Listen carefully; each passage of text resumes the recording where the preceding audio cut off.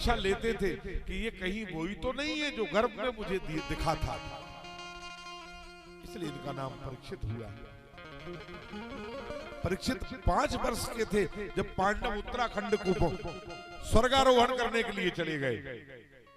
श्री कृष्ण के गौलोक जाते ही पांडवों को जब समाचार अर्जुन से मिला कि बड़ी दुखद घटना है, समाचार बुरा है, भगवान के पांव के पदम में उस दारुक बहेलिया का बाण लगा और भगवान गौलोक को चले गए।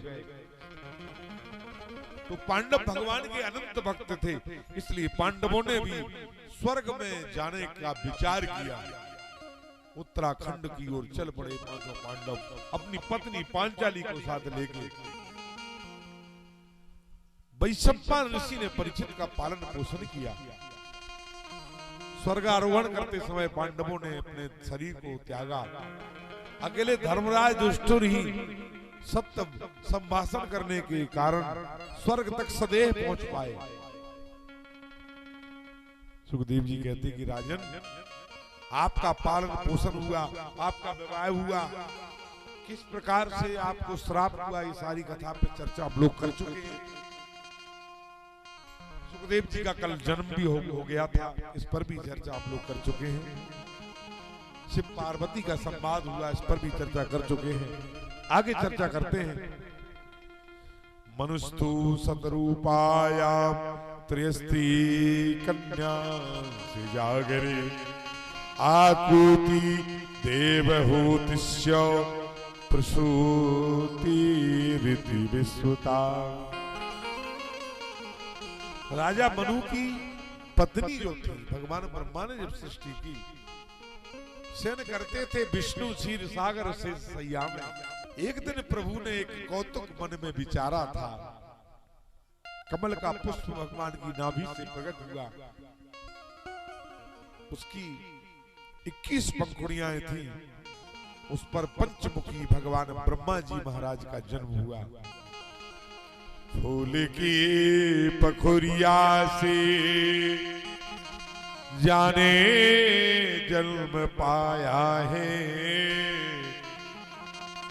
वेद और पुराणों में ब्रह्मा को यश गाया है। वेद और पुराणों में ब्रह्मा का यश गाया है। फूल की पकुड़िया से जाने जन्म पाया है। धन्य भाग विष्णु के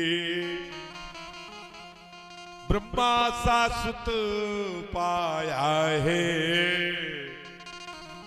एक ब्रह्मा जैसा पुत्र पाना भी पिता के लिए गौरव और गर्व की बात है, क्योंकि सोई जननी सोई शुद्ध बड़ भागी, गुरु पितु मात चरण अनुरागी। जिसका बेटा और वो गांव धन्य है, वो कुल धन्य है। जिस कुल में दुराचारी जन्म लेता है, वो कुल धिक्कार है। उस माता की कोख के लिए धिक्कार है, उस पिता को धिक्कार है, उस परिवार को धिक्कार है, उस गांव को भी धिक्कार है जिससे अभक्त जन्म लेता है। माता जन तो वीर जन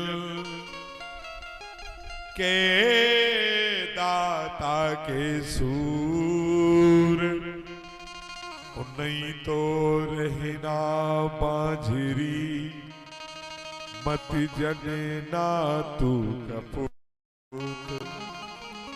अरे कुपुत्र की मां बनने से तो बाझ रहना अच्छा है, लेकिन कुपुत्र की माता बनना ठीक नहीं, अभक्त की मां बनना ठीक नहीं, दुराचारी की मां बनना ठीक नहीं।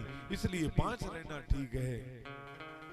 जनना तो किसी विद्वान को जन्म देना, या किसी वीर पुरुष को जन्म देना, कि किसी संत को जन्म देना, क्योंकि तीन ही देश को बनाते हैं। तीन बनावत देश को, सती जती और सूर। वो तीन बिटावत देश को, कपटी कायर क्रूर। कपटी कायर क्रूर, ये तीन मिटा देते हैं और तीन सती जती और सूर बना देते हैं देश। तो या तो सती की मां बने, या जती की मां बने, या किसी वीर की मां बने। अरे एक ट्रक लकड़ी से एक चंदन की चिपटी अच्छी है। चंदन की छिपटी भली गाड़ी भरे न काठ, बेटा तो ये कहूं भलो पूरक भले न 60। बेटा एक भी ठीक है और पूरक 60 हो जाए तो क्या मतलब। उत्तम प्रवृत्ति की संतान को जन्म दे। एक मैया रो रही थी, एक गांव में हम कथा करने गए। एक मैया, हम दरवाजे से गुजरे, स्नान करने जा रहे थे, दरवाजे से गुजरे, माँ रो रही थी। हमने पूछा माँ क्यों रो रही हो? कहा गुरुजी आप रात को कथा कह रहे थे कि सती जती और सूर, रात में ही हमने कथा कही और सवेरे ये बाकिया हो गया। मैं कथा सुनने गई थी, एक मेरे यहाँ बेटा पैदा हुआ है, रोज शराब पीता है और पैसे मांगता है कि पैसा दे शराब पीने के लिए, और जब पैसा नहीं देती हूँ तो चोटी पकड़ करके घसीटता है। आज तो ऐसा डंडा मारा कि मेरे हाथ को तोड़ दिया, यहां से टूट गया। हाथ जोड़ के बोले मैं महाराज आप कहते हो कि राम तो इतने अच्छे बच्चे थे, ऐसा राम जैसा बेटा मेरे यहाँ क्यों पैदा हुआ, क्यों नहीं पैदा हुआ, ऐसा राक्षस क्यों पैदा हुआ? मैंने माता से एक ही उत्तर दिया, मैंने कहा माँ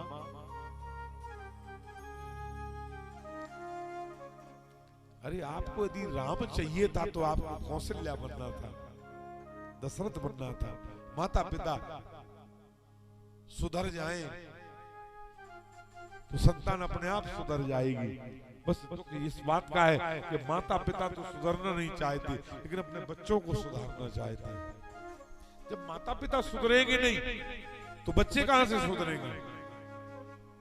हर माता पिता चाहता है, दुष्ट से दुष्ट माता पिता भी यही चाहता है कि हमारे बच्चे अच्छे हों, धार्मिक हों, अच्छा काम करें, ज्ञानी बने, पढ़े लिखे, होशियार बन जाएं। हर माँ बाप चाहता है, लेकिन वो दुष्ट बन करके चाहेंगे तो ये सब होने वाला नहीं। हाँ, धर्मात्मा होकर के सद्मार्ग पर चल करके यदि वो चाहेंगे तो ये सब हो जाएगा। क्योंकि अनीति का धन जहर होता है। अनीति के द्वारा कमाया हुआ धन जो बच्चों को खिलाते हैं उससे बुद्धि खराब हो जाती है।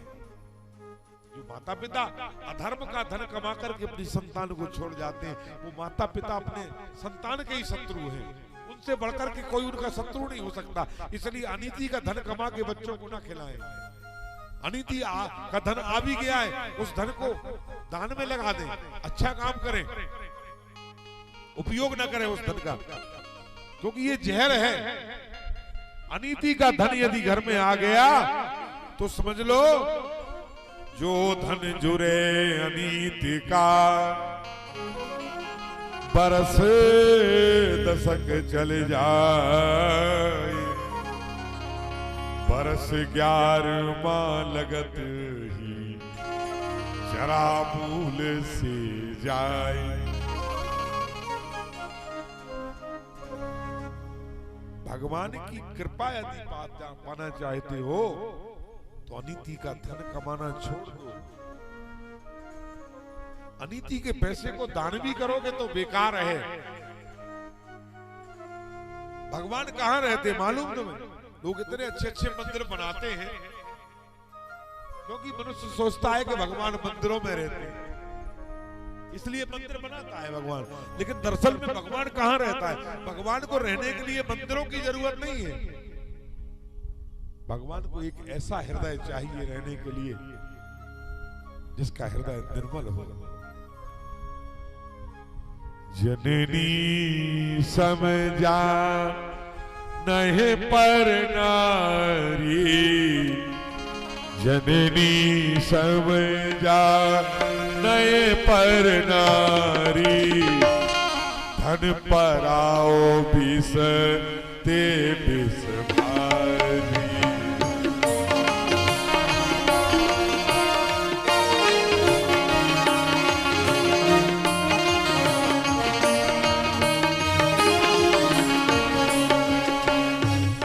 धन पराओ बित से बित भारी, जो दूसरे के धन को जहर समझता है। लेकिन यहाँ पर बड़ी विचित्र बात है, दूसरे के धन को तो आदमी मलाई समझता है। फ्री का मिल जाए, फोकट का, नाका डाल लो, चोरी कर लो, घर भर लो अपना। अरे कैसे ही आए, घर में पैसा आना चाहिए, चाहे अधर्म करके आए, अनीति करके आए, आदमी का उद्देश्य बन गया है। लेकिन दूसरे का धन क्या है? जहर है। धन पराओ बिस के बिस पराओ बिस बिस भारी, जे हर साए पर संपत्ति देखी, हर संपत्ति संपत्ति देखी, दुखते होए पर विपत्ति विशेषी, दुखते होए पर विपत्ति विशेषी, नहीं राम तुम प्राण प्यारे, प्राण प्यारे, इनके मन सुबह सदन तुम्हारे, सियन तुम्हारे, इनके मन सुबह सदन तुम्हारे। श्री राम जय राम जय जय राम, श्री राम जय राम जय जय राम। जननी सब जाने पर नारी को माता के समान समझे, दूसरे के धन को जहर से भी बढ़कर के जहर समझे। लेकिन नहीं, दूसरे के धन के लिए तो आदमी रसमलाई समझता है, मिल जाए हमें। राम राम जपना पराया माल अपना, राम राम जपता है और सोचता है कि पराया माल मिल जाए, बिगर पाया कमाना नहीं पड़े। जे हर समय पर संपत्ति देगी, दूसरे की संपत्ति को देख करके जो प्रसन्न होते हैं। लेकिन यहाँ बात दूसरी है, दूसरे की तरक्की को देख करके आदमी खुशी नहीं मनाता, दुखी हो जाता है। जबकि लिखा ये है शास्त्र में, जे हर समय पर संपत्ति देखी, जो दूसरे की संपत्ति को देख करके प्रसन्न हो जाए और दुखित होए पर विपत्ति विशेषी, दूसरे की विपत्ति को देख करके दुखी हो जाए। उल्टा हो रहा है, दूसरे की तरक्की को देख करके दुख हो रहा है और दूसरे की विपत्तियों को देख करके प्रसन्नता हो रही है आदमी के हृदय में। भगवान कैसे तुम्हारे हृदय में आएंगे?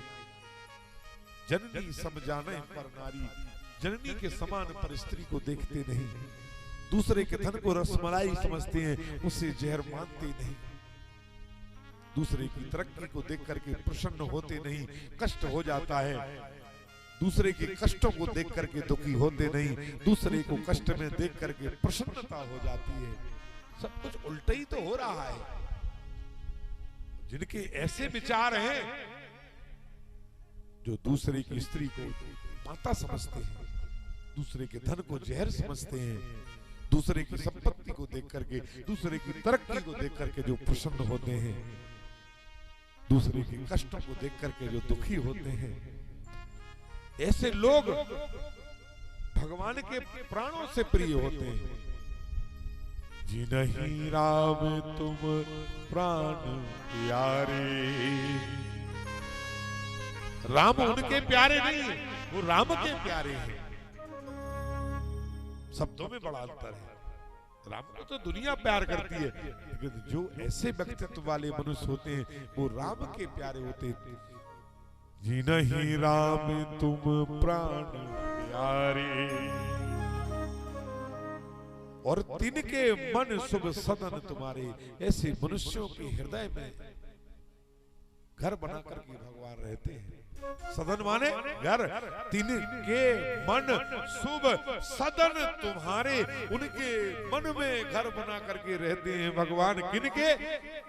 जिनके व्यक्तित्व जननी समझा नहीं पर नारी, धन पराओ बिसते बिसवारी, जे हर समय पर संपत्ति देखी, दुखित होए जे विपद विशेषी, तिनय राम तुम प्राण प्यारे, और तिनके मन शुभ सदन तुम्हारे। उनके हृदय में घर बना करके आप रहते हो। 10 चीजों को छोड़ना पड़ेगा यदि भगवान को मन में बिठाना है, तो 10 चीजों को छोड़ना ही पड़ेगा। जब तक ये 10 चीजें तुम्हें घेर करके रखेंगी, भगवान तुम्हारे हृदय में नहीं आएंगे। ये 10 चीजें जो बंधनों में फंसा देती है, आज मैं आपको गिन करके बताऊंगा ये 10 चीजें कौन कौन सी है। जाति पाति धन, गिनते जाओ, जाति पाति धन धर्म बड़ाई, 5 हुई। प्रिय परिवार सदन सुख दाई। जाति, हम फलानी जात के हैं, जब तक ऐसा तुम्हारे अंदर भाव रहेगा तब तक जो है तुम भगवान के लायक नहीं बन पाओगे, नालायक ही रहोगे। तब तक भगवान के लायक तुम्हारा हृदय नहीं रहेगा। जब तक तुम पाती में, अरे वे आएंगे तो हम नहीं आएंगे, तुम उन्हें बुलाओगे तो हम नहीं आएंगे क्योंकि उनसे हमारी लड़ाई है, जब तक इस चक्कर में, इस प्रपंच में बीते रहोगे, वो हमारे नहीं है, हम दूसरी पार्टी के, वो दूसरी पार्टी, जब तक पार्टी और पॉलिटिक्स में बीते रहोगे तब तक भगवान कभी तुम्हारे हृदय में आएंगे नहीं। जाति पाति धन, जब तक तुम धन के चक्कर में फिरते रहोगे, धन से प्रेम करते रहोगे, जब तक भगवान तुम्हारे हृदय में आएंगे नहीं। जब तक तुम धर्म के चक्कर में पड़ोगे, कि हम ईसाई, कोई कह रहा हम सिख हैं, कोई कह रहा हम हिंदू हैं, कोई कह रहा हम तो पंजाबी हैं, सिख हैं, कोई कह रहा हम जैन हैं, कोई कह रहा हम फलाने ढिमके हैं, कोई कह रहा हम मुसलमान हैं। जब तक तुम्हारे मन में ये सब धर्म के प्रति भाव रहेगा, सर्वे धर्म प्रत्याज्यम मामेक शरणम व्रजा, भगवान कहते जब तक इंसान इंसान नहीं बनेगा, मुसलमान हो या जैन हो या हिंदू हो या सिख हो या पारसी हो, ईसाई हो, ये सब होने के बाद भी इंसान नहीं है। वो इंसान बनना भगवान के लिए ठीक है, भगवान के पास इंसान बन के जाना, तुम ईसाई बन के मत जाना, हिंदू बन के मत जाना, सिख बन करके मत जाना, मुसलमान बन करके मत जाना, भगवान के पास में एक नेक दिल इंसान बन करके जाना। और जब नेक दिल इंसान बन जाएगा, जो चाहे मुसलमान हो, चाहे वो हिंदू हो, चाहे वो सिख हो, चाहे वो स्त्री हो, चाहे वो पुरुष हो, चाहे छोटा हो या बड़ा हो या वृद्ध हो, भगवान ये सब नहीं देखते। जाति पाति धन धर्म बड़ाई। एक मुसलमान थे, कभी रसखान का नाम तो आपने सुना ही होगा, बहुत बड़े मुसलमान थे, भगवान ठाकुर जी के बड़े भक्त थे। ऐसा नहीं कि हिंदुओं ने ठेका ले रखा है वही सिर्फ भगवान के भक्त हो सकते, मुसलमान नहीं हो सकते, या हिंदुओं का अल्लाह नहीं हो सकता है। ऐसा नहीं है कि मुसलमानों ने ठेका ले रखा है कि अल्लाह हमारा ही है, हिंदुओं का नहीं है। या ईसा मसीह यीशु ईसाइयों के हैं, हमारे नहीं, ठेकेदारी नहीं है। ऐसा नहीं है कि भगवान ईसा मसीह ने ठेका ले रखा है कि हम सिर्फ ईसाइयों पर कृपा करेंगे और दुनिया पर कृपा नहीं करेंगे, ऐसा नहीं है। वो न ईसाई पर कृपा करते, न हिंदू न मुसलमान पर कृपा करते, वो तो एक नेक दिल इंसान पर कृपा करते। अब वो जहां जिसको मिल जाए, चाहे वो मुसलमान हो, हिंदू हो, ईसाई हो, सिख हो। कबीर रसखान ने लिखा है अपने पद में, मानस हो तो वही रसखान, बसो ब्रज गोकुल गांव के ग्वार। यदि मैं मनुष्य बन जाऊं तो हे परमात्मा मुझे वृंदावन का मनुष्य बनाना।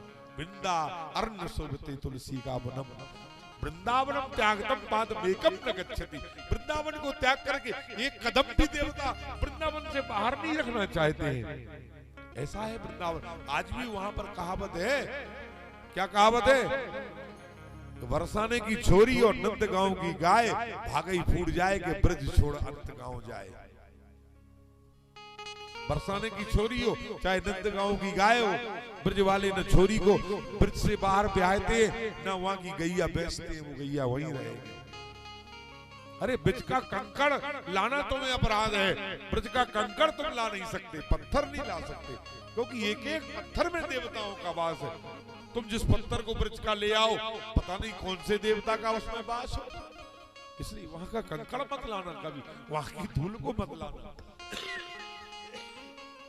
ब्रज की रज को मत लाना, कभी ब्रज की धूल को मत लाना, ब्रज के पत्ते को मत लाना, क्योंकि वृंदावन त्यागतम पादमेकम न गच्छति, वृंदावन का एक पत्ता भी नहीं चाहता कि वृंदावन छोड़ करके कहीं और जाए। जो पशु हो तो कहा बस हो, रसकान ने लिखा है कि करू बसेरो चरू नित नंद की धेनु मजारन, यदि मैं जानवर बन जाऊं, गाय बन जाऊं, बैल बछड़ा बन जाऊं तो नंद बाबा की गायों के बीच में विचरण करूं, पक्षी बन जाऊं तो कदम की डाल पर बैठ करके भगवान का रास देखा करूं। तो उसकी पत्नी ने एक दिन जिद की कि मुझे बांके बिहारी का दर्शन कराओ। दोनों पति पत्नी बांके बिहारी के भक्त थे। जब उसकी पत्नी रसखान की पत्नी भगवान बिहारी का दर्शन करने को पहुंची तो उसने क्या कहा कि हिंदुओं के नाथ हो तो मेरी कोई अर्ज नहीं, और विश्व के जो नाथ हो तो अर्जी सुन लीजिए।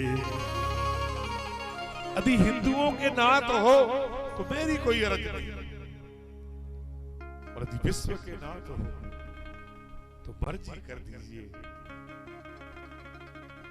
यदि विश्व के नाथ हो तो मर्जी करिए, क्योंकि विश्व में तो हिंदू भी, मुसलमान भी, सिख भी, ईसाई भी, जैन भी, पारसी भी, पादरी भी सब आते हैं। तो वो हिंदुओं का नाथ नहीं, मुसलमानों का नहीं, विश्व का नाथ है। जाति पाति कुल धन धर्म बड़ाई, तुम जब तक बड़ाई करते रहोगे, बड़ाई के चक्कर में फूलते रहोगे, फूले फूले हम बने हो तो हमारो ब्याह। तुलसी ब्याह काट फसाएगे, तुलसी गाय बजाएगे, तीनों काट फसाए। तुलसीदास कहते हैं कि बेटा गा बजा करके, जैसे बलि देते समय बकरे की पहले माला डाली जाती है, खूब तिलक लगाया जाता है, अच्छा खिलाया जाता है, खूब पेट भर दिया जाता है, ऐसे ही आदमी को जब फंसाया जाता है दुनिया में तो गा बजा करके फंसाया जाता है।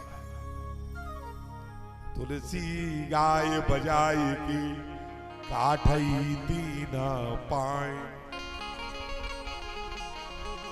और फूले फूले हम फिरे खोत हमारा ब्याह, और दूल्हा फूला फूला फिरता है कि हमारा तो ब्याह हो रहा हो। फूले फूले हम फिरे हो तो हमारा ब्याह। जिसका हुआ नहीं वो ललचा रहा है तो हो जाए हमारा, और जिसका हो गया वो पछता रहा है। इतनी समझ शादी के पहले आ जाए जो 15 साल बाद में आदमी को आती है। 15 साल बाद हर आदमी कहता दी ऐसा पता हो तो कौन ब्याह कराता। बात ऐसी है कि नहीं? ऐसा पता पहले पड़ जाते तो चक्कर ही में न पड़ते।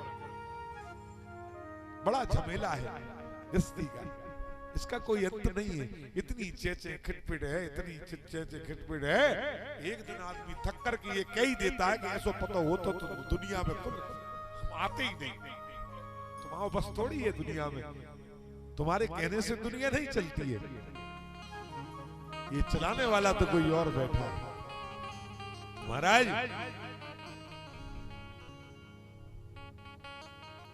माली आवत देख कर कलियन करी पुकार, फूले फूले चुन लए काल हमारी बार। जो फूले हैं आज माली ने बगीचे से तोड़ लिए, और जो कलियां हैं वो कल फूल बन जाएंगी, टूट जाएंगी। माटी कहे कुम्हार से तू कारू धे मोय, एक दिन ऐसा आएगा मैं रो दूंगी तो, अरे मैं एक दिन रो दूंगी तो माटी कहे कुमार से तू का रू दे मोए। फूले फूले मत फिरो है तुम्हारी जा भूल, ओ कल के फूले टूट गए परसों फेंकेंगे धूल। क्या भरोसा है इस जिंदगी का,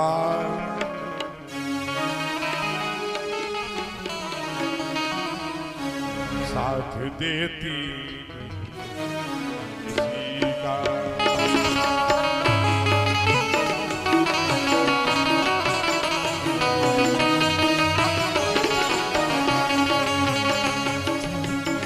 क्या भरोसा है इस जिंदगी का, क्या भरोसा है इस जिंदगी का, साथ देती नहीं है किसी का, किसी का साथ देती नहीं है किसी का।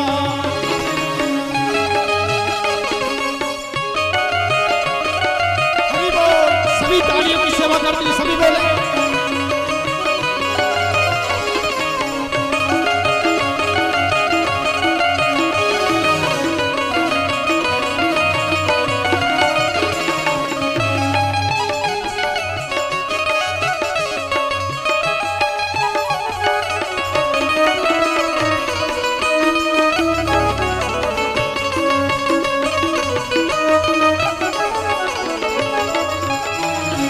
रुक जाएगी चलते चलते, समा बुझ जाएगी जलते जलते, सांस रुक जाएगी चलते चलते, समा बुझ जाएगी जलते जलते,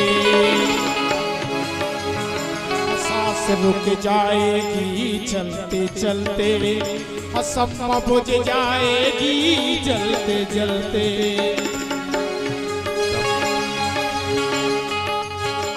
तब निकल जाएगा आदमी का, तब निकल जाएगा आदमी का, साथ देती नहीं निकल जाएगा रोशनी का, दम निकल जाएगा देती नहीं किसी का।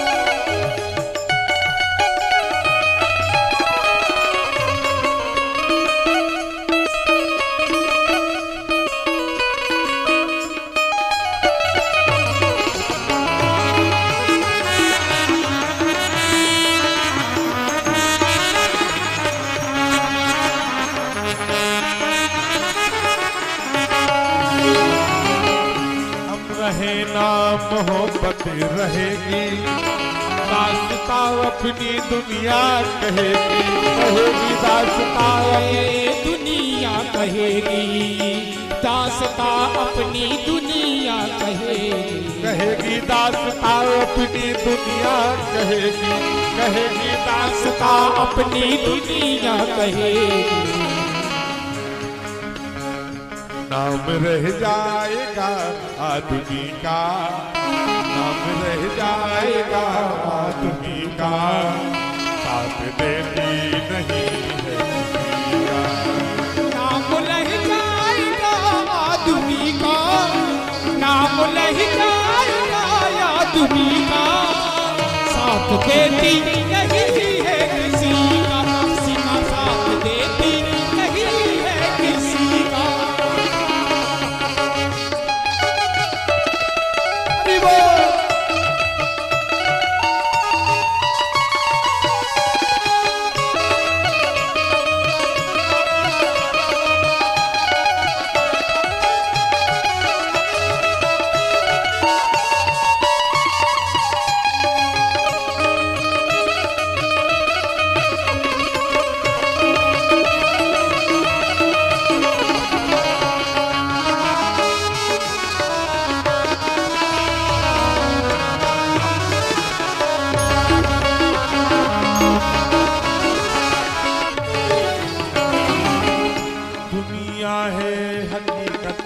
पुरानी, चलते रहना है इसकी जबानी। दुनिया है हकीकत पुरानी, चल के रुकना है इसी की रवानी। चलते रहना है इसी की रवानी, रवानी चलते रहना है इसी की रवानी। फर्ज पूरा करो बंदगी का, साथ देती नहीं है किसी का। पूरा करो बंदगी का, फर्ज पूरा करो बंदगी का।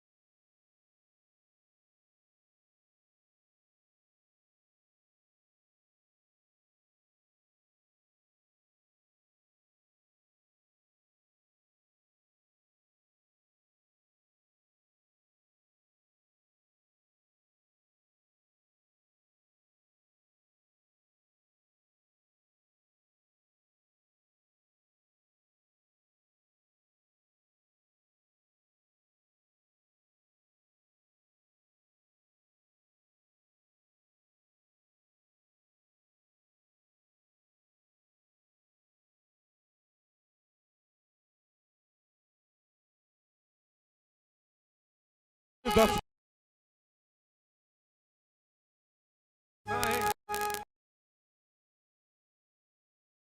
राम सीताराम।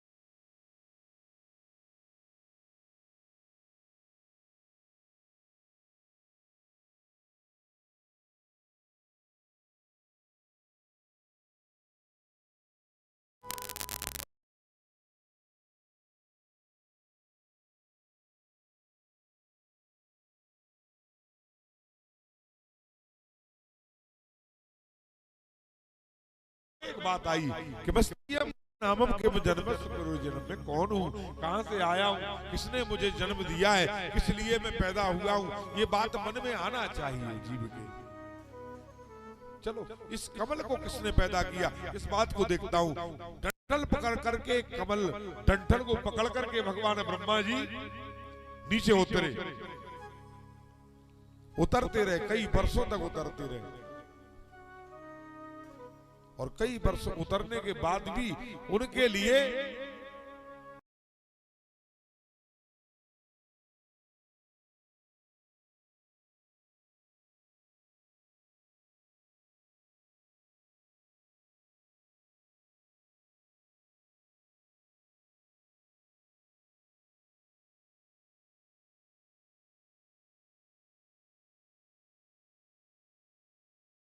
एक बार आदमी अपने कर्म से गिर जाए तो वापिस वहां पहुंच नहीं सकता।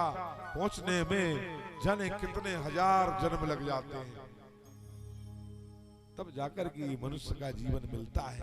इसलिए कर्म से ना गिरे। ब्रह्मा को कमल का फूल नहीं मिला। ब्रह्मा को कब कमल का फूल मिला मालूम है? उल्टे लटक करके ब्रह्मा रो रहे थे।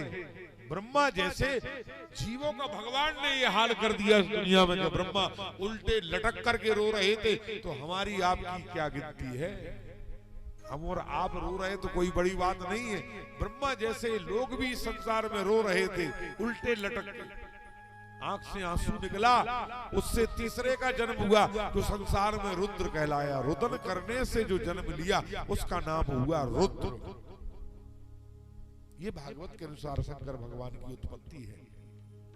हर पुराण में अपने अपने हिसाब से अलग अलग दिया गया है।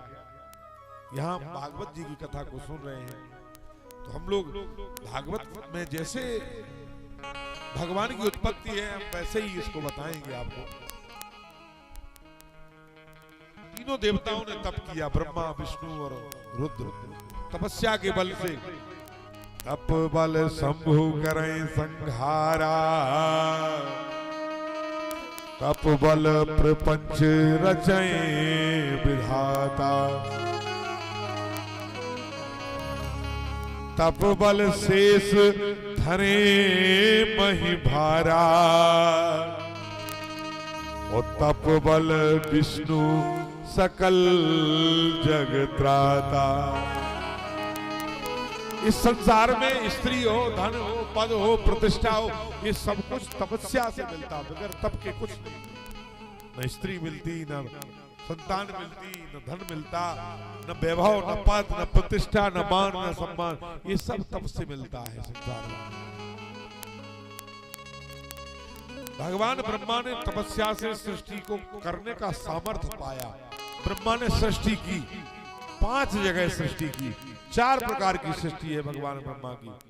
कौन कौन सी है? उद्भिज, स्वेदज, जरायु और अंडज। 4 प्रकार की भगवान ने सृष्टि की। अंडज माने अंडे से पैदा होने वाले जीव। जितने भी आकाश में उड़ने वाले पक्षी हैं और धरती पे रेंग के चलने वाले जीव हैं, छिपकली से लेकर के बड़े बड़े मगरमच्छ, घड़ियाल, ये सब रेंग करके चलते हैं। सांप भी रेंग करके चलता है।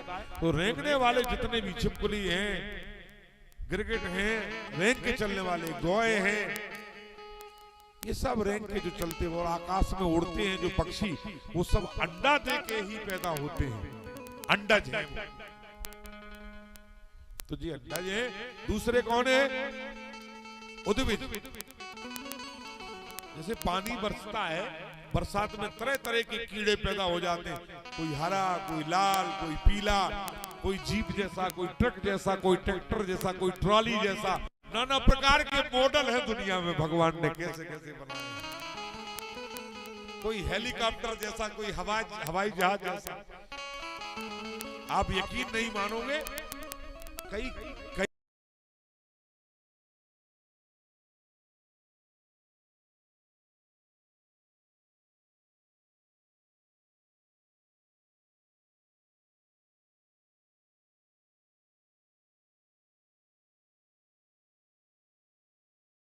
देखेगा आप, सबको देख देख कर ही मनुष्य ने इन सब का आविष्कार किया है। जीप हो, ट्रैक्टर हो, ट्रॉली हो, चाहे हवाई जहाज हो, हेलीकॉप्टर हो, सब इनसे ही देख के किया है। तरह तरह के मॉडल है। आदमियों में भी तरह तरह के मॉडल है। भगवान ने कैसे कैसे मॉडल बनाए, उस बनाने वाले की तारीफ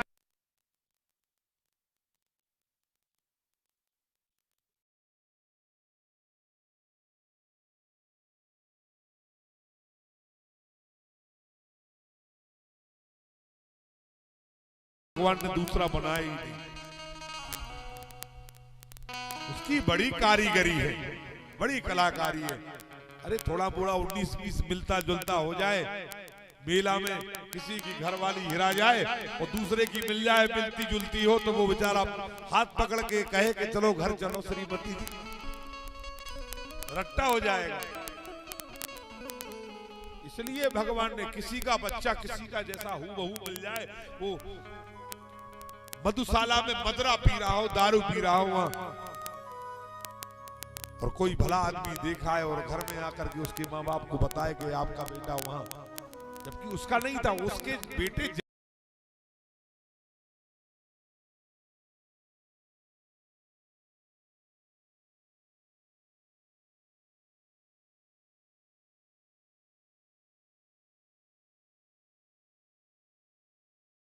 बना दिया। आकार है बनाने वाला, वो मिलता जुलता भी नहीं है। आंखें मिल जाए, नाक मिल जाए, शकल मिल जाए, अकल मिल जाए। एक संत कहते हैं, पाग भाग बुद्धि प्रकृति वाणी और विवेक। पाग भाग बुद्धि प्रकृति और विवेक, अक्षर होते न एक सम, देखे पुरुष अनेक। न किसी का भाग एक जैसा हो सकता है, न किसी की शकल एक जैसी हो सकती, न किसी की अकल एक जैसी हो सकती। बुद्धि और विवेक, अक्षर होते न एक सम, देखे पुरुष अनेक। महाराज, इसलिए भगवान ने तरह तरह के मॉडल बनाए। भगवान ने 5 जगह प्रकृति सृष्टि की, 5 जगह 4 प्रकार की, जल चर थल चर नव चर नाना।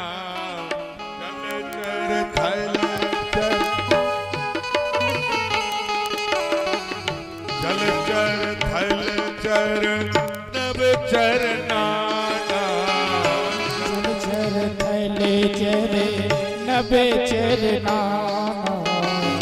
ये जड़ चेतन जीव जहाना। ये जड़ चेतन जीव जहाना। जल चर थल चर नभ चर नाना। जल चर थल चर नभ चर नाना। ये जड़ चेतन जीव जहाना। जीव जहाना।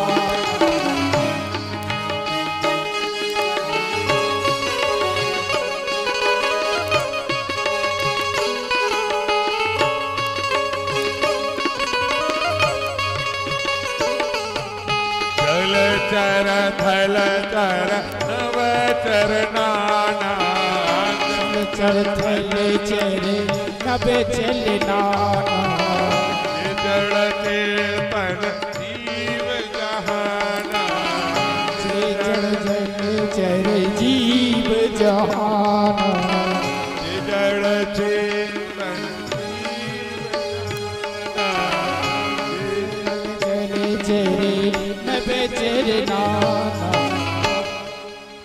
जल चर थल चर नभ चर नाना। जी जड़ चेतन जीव जहाना। 5 प्रकार 5 जगह भगवान ने सृष्टि की। ऐसी भगवान की सुंदर सृष्टि। सुखदेव जी कहते कि हे राजा परीक्षित,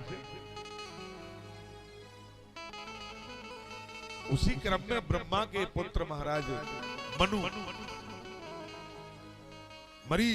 मरीच के कश्यप, ये सृष्टि बढ़ती चली गई। ब्रह्मा ने सबसे पहले मनु को पैदा किया, मनु से पीठ से शत्रुपा देवी को पैदा किया। दोनों का विवाह हुआ, पाणी ग्रहण हुआ, दोनों का पाणी ग्रहण संस्कार कराया गया, दोनों का पाणी ग्रहण हुआ। राजा मनु ने 3 कन्याओं को पैदा किया, आकुति देवहूति प्रसूतिश्च विश्रुता।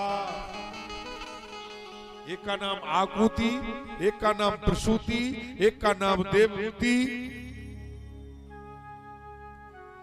महाराज, एक का नाम आकुति, एक का प्रसूति, एक का देवहूति। प्रसूति नाम की मनु की जो कन्या है वो दक्ष प्रजापति के लिए ब्याही गई। आकुति ऋषि नाम के प्रजापति को ब्याही गई और देवहूति कर्दम ऋषि को ब्याही गई। दो पुत्र हुए, एक का नाम उत्तानपाद हुआ, एक का नाम प्रियव्रत। प्रियव्रत महाराज बड़े थे, छोटे का नाम उत्तानपाद था। उत्तानपाद का मतलब होता है उत्तम कार्य करने वाला। उत्तानपाद की दो रानियां थी, एक का नाम सुनीति था, एक का नाम सुरचि था। दोनों रानियों में खटपट होती थी, झगड़ा होता था। सुमति और कुमति एक साथ एक घर में नहीं रह सकते। जहाँ सुमति होगी वहां कुमत नहीं रह सकती, और जहाँ कुमत होगी वहां सुमत नहीं रह सकती है।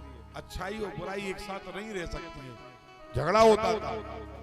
एक दिन बड़ी रानी को अपना घर छोड़ करके जाना पड़ा, छोटी रानी के कारण, क्योंकि कुमति सुमति को खत्म कर देती है। आज के जमाने में कुमति बड़ी पावर है, सुमति नहीं है, क्योंकि सुमति की खुराक आदमी कम कर रहा है, इसलिए वो कमजोर पड़ गई है। कुमत को खूब खिला रहा है, खूब खिला रहा है कुमत के लिए, इसलिए वो तगड़ी हो गई है कुमत।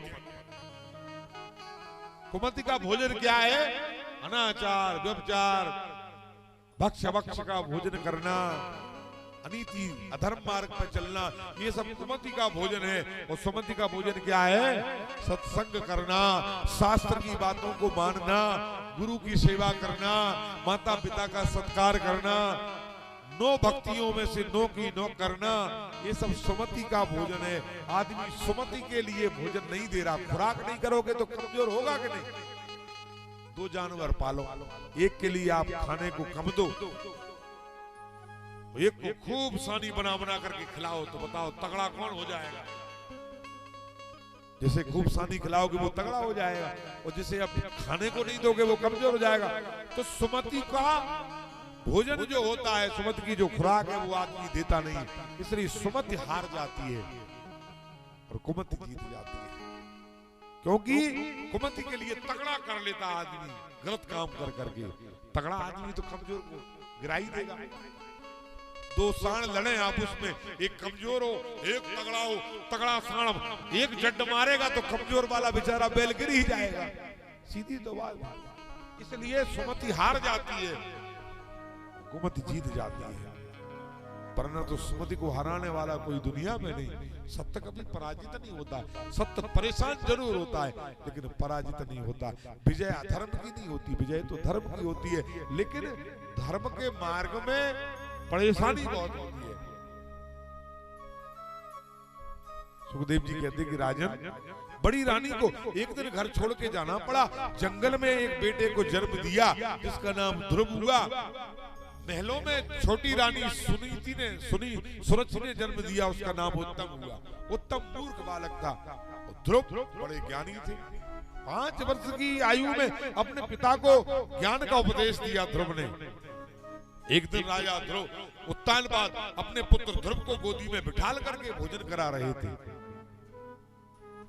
छोटी रानी को बड़ा बुरा लगा, क्योंकि धर्म के लिए अधर्म देखना नहीं चाहता। यही तो विरोध है धर्म और अधर्म का, कि अधर्म ये नहीं चाहता है कि धर्म हो। यही तो विरोध है, और क्या है? अच्छाई और बुराई का विरोध है। अच्छे काम नहीं होना चाहिए, बुराई चाहती कि बुरे काम हो, अच्छे काम ना हो। अच्छाई चाहती कि अच्छे काम हो, बुरे काम ना हो। इसलिए जो छोटी रानी थी सुरचि, उसने उसके हाथ पकड़ करके ध्रुव को जमीन पर गिरा दिया और घर से निकाल दिया। जा अपनी माँ से पूछना कि तेरा पिता कौन है। ये तो मेरे उत्तम के पापा है, ये तो मेरे उत्तम के पिताजी हैं। गोदी में जल्दी से लाए और ले दुलार करना है तो इन्हें कर लो जो तुम्हारा है। ये तो जंगल में हुआ है, क्या पता किसका है। ये भेद जो है ना, हमारा तुम्हारा तेरा अपना पराया, जिस दिन आदमी सीख जाता है उसी दिन आदमी के अंदर कुमति आ जाती है।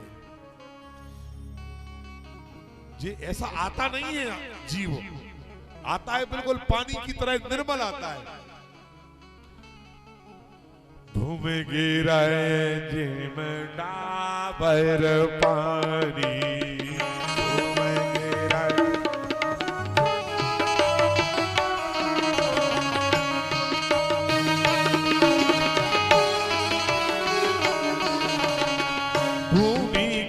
गिराए जिम डाबर पानी।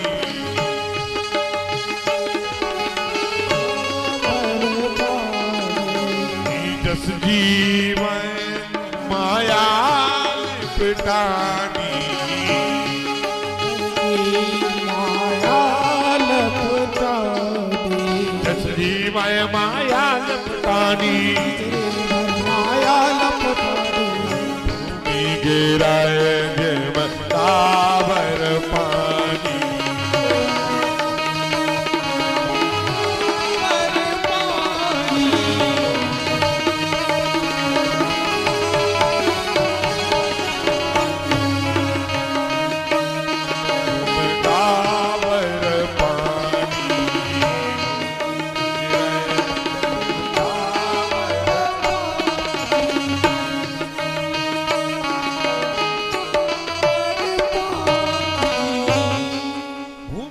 जिम डाबर पानी। जैसे तालाब में पानी गिरता है आकाश से, गिरते ही मैला हो जाता है, यदि उसे बर्तन में लिया जाए तो स्वच्छ और निर्मल है। ऐसे ही जीव संसार में आकर के मायाचारी हो जाता है, उसे अपने और पराये का ज्ञान होता है। दुनिया में आने के बाद ही अपना और पराया जानता है। ध्रुव माता के पास पहुंचे, कहा माँ मेरा कौन है पिता बता। माता ने कहा पुत्र जिसका कोई नहीं उसका परमात्मा होता है, तो उसे पाने के लिए उसका तप करो। ध्रुव 5 वर्ष की अवस्था में तप करने के लिए जंगल में निकले। नारद जी महाराज रास्ते में आए और ध्रुव से कहा पुत्र लौट जाओ, ये मार्ग बड़ा कठिन है। नारद जी से कहा महाराज इस मार्ग पर आना तो सरल है, लेकिन इस मार्ग पर से लौटना बड़ा कठिन है। अब लौट करके नहीं जाऊंगा चाहे कितने भी दुख आ जाए। तो नारद जी ने जब दृढ़ विश्वास और दृढ़ भक्ति को जब ध्रुव की देखा तो मंत्र दिया नारद बाबा ने, क्योंकि भगवान उन्हीं को मिलते हैं जिनका निश्चय अडिग होता है, दृढ़ होता है, जिनकी भक्ति में अटल विश्वास होता है, जिन्हें भगवान पर अटल विश्वास है, भगवान उन पर कृपा करते हैं। ध्रुव की भक्ति में अटल विश्वास था। नारद ने विचार किया ऐसे ध्रुव को अपना शिष्य बनाना चाहिए, इसे भगवान मिलेंगे और जब इसका उत्थान हो जाएगा तो लोग कहेंगे कि नारद बाबा का चेला है। गुरु भी चाहता है ऐसा चेला उसका मिल जाए कि गुरु को भी गर्व हो उस पर। हर पिता चाहता है कि उसकी संतान ऐसी हो कि एक दिन लोग कहें कि वाह इसके माता पिता के लिए धन्य है, लोग कहें वाह इसके गुरु के लिए धन्य है। जिसका चेला ऐसा है तो गुरु कैसा होगा। इसलिए गुरु भी चाहता है कि शिष्य भी काबिल मिले, इस पर गर्व हो सके कि ये मेरा चेला है। महाराज उसी मंत्र का जाप किया, ओम नमो भगवते वासुदेवाय, 12 अक्षरी मंत्र दिया भगवान को, वैष्णव मंत्र दिया। ध्रुव ने इस मंत्र को जप करके 1 महीने तक जप किया, भगवान नहीं मिले। अगले महीने जल को त्याग करके ध्रुव ने 6 महीने तक तप किया, बिगर जल के रह करके 6 महीने गुजारे, पत्ते वनस्पति को खा करके 6 माह गुजारे। 6 महीने बाद ध्रुव ने वनस्पति को चरना भी बंद कर दिया। 1 वर्ष बाद ध्रुव ने समाधि लगाई, ऐसी समाधि लगी समाधि तन सूरत बेसारी, समाधि सूरत बेसारी, लगी समाधि सूरत बेसारी, लगी समाधि सूरत बेसारी, लगी समाधि सूरत बेसारी, लगी समाधि सूरत बेसारी, लाग जवाने सूरत बेसारी।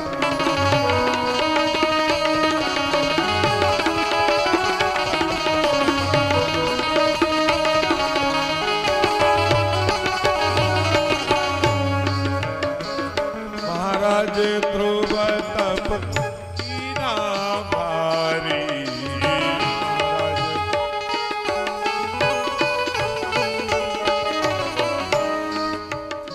आदि तन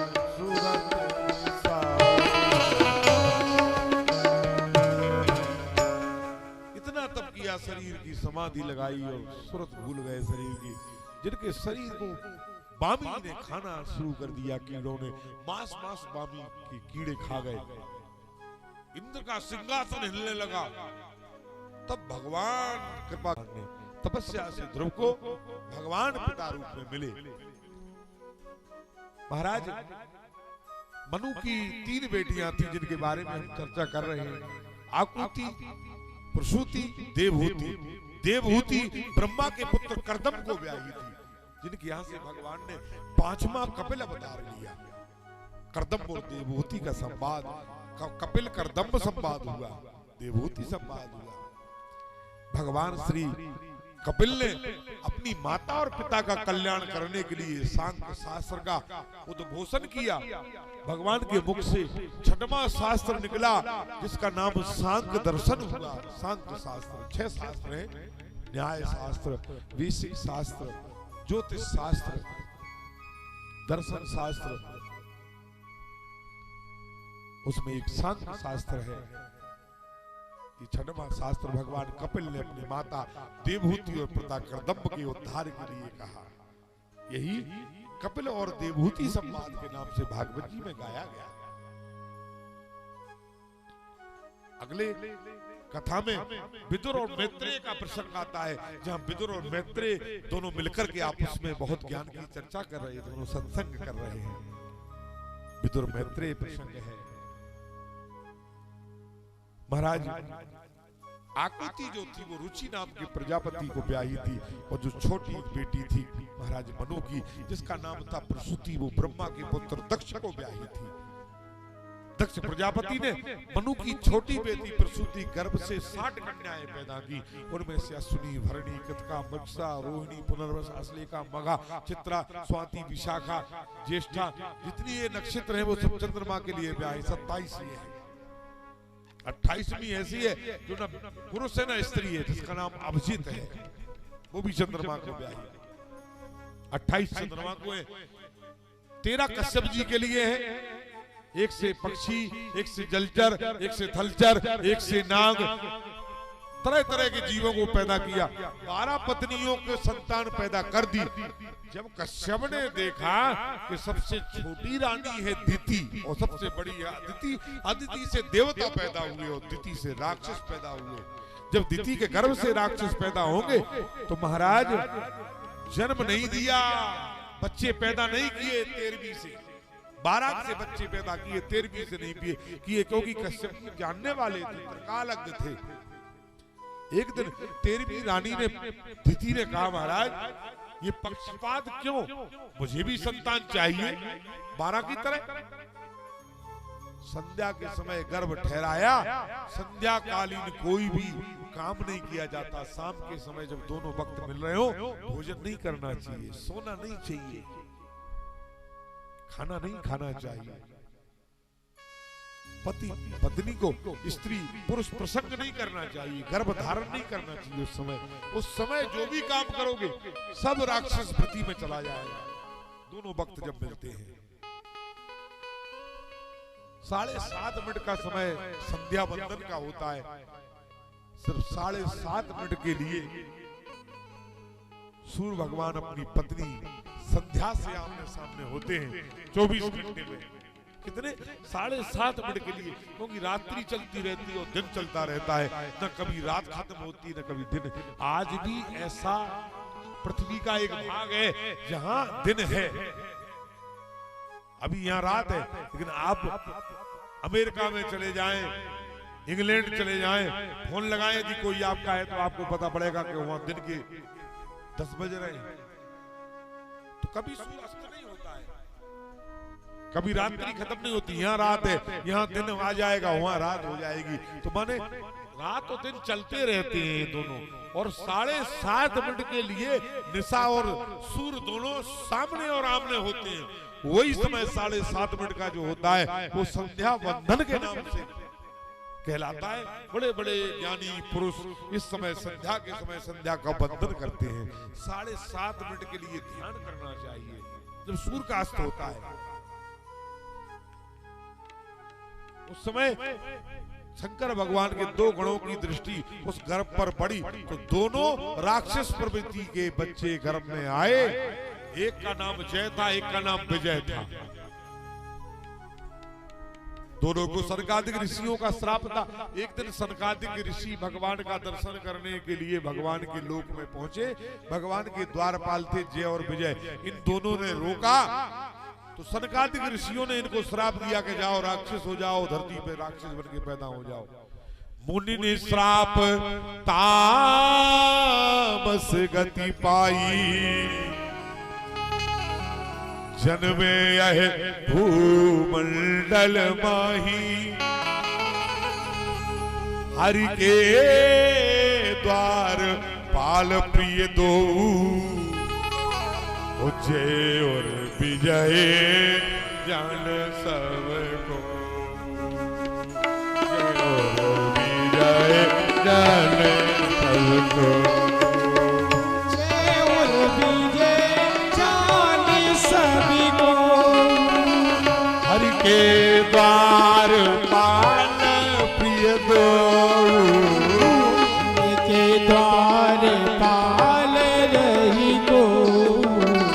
हरि के द्वार पाल प्रिय दो, हरि के द्वार पाल प्रिय दो। जय और विजय जान सबको। जय और विजय जान सभी को। जय और विजय जान सभी को। जय और विजय को कौन नहीं जानता। भगवान के दो द्वारपाल हैं, एक का नाम जय, एक का नाम विजय। दोनों जन्म गर्भ में आए। दिति को कश्यप ने बताया कि तेरे पुत्र राक्षस प्रवृत्ति के होंगे। दिति सामर्थ्यवान थी, तपस्विनी नारी थी। उसने कहा कि ऐसे बच्चे को पैदा ही नहीं करूंगी जो भगवान के विरोधी हो। गर्भ को रोक करके रखा। कितने साल, कई वर्ष तक दिति ने उन बच्चों को गर्भ में रोक करके रखा तपस्या के बल से। एक दिन ब्रह्मा ने आकर के दिति को फटकारा तो दोनों को जन्म दिया। दोनों हिरण्याक्ष हिरण्यकश्यपु के नाम से दुनिया में जाने गए। इतने तपस्वी थे दोनों बच्चे कि ब्रह्मा को प्रसन्न करके इन्हें वरदान मांगा, हमें अमर कर दो। ब्रह्मा ने कहा भाई संसार में ऐसा तो कोई नहीं कि जो जन्मा है अमर हो जाए। मरना तो पड़ेगा, जन्म है तो मरण है, और कुछ मांगो। हिरण्याक्ष ने बल मांगा कि मेरे भुजाओं का बल अनंत हो जाए। ब्रह्मा ने कहा तथास्तु। एक दिन उस बल को आजमाने के लिए हिरण्याक्ष पृथ्वी को गेंद की भांति उछालता हुआ रसातल में ले जा रहा था। तब देवता डर गए और भगवान से प्रार्थना की तो ब्रह्मा की नासिका के अग्रभाग से भगवान ने 12 बनकर के जन्म लिया और हिरण्याक्ष का वध किया, पृथ्वी को स्थापित किया शेषनाग के फल पर।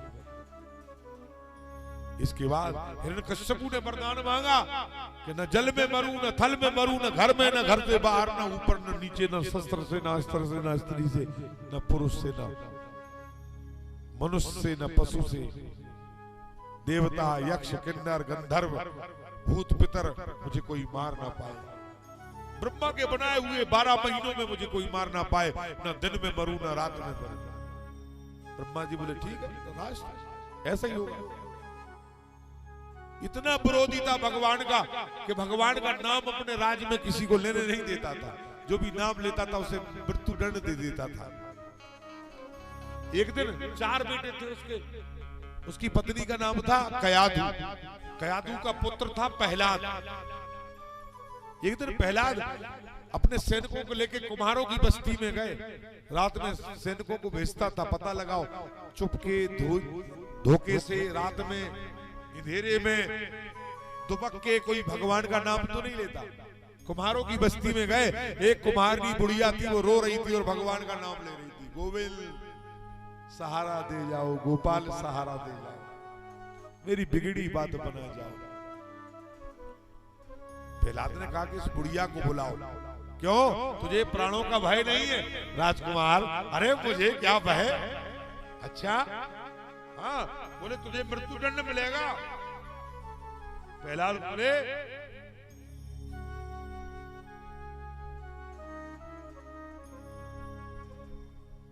तुझे मृत्युदंड मिलेगा। बुढ़िया बोली डर नहीं है महाराज,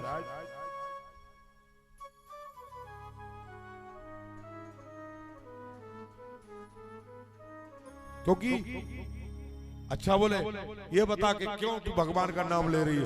बोले इसलिए कि आज मेरे बच्चों ने कच्चे बर्तनों का अवा लगाया, तुम्हारे बर्तन पकाते, उसमें बिल्ली के 4 बच्चे रखे थे, धोखे से लगा दिया, हवा में आग डाल दी, आग जल रही है।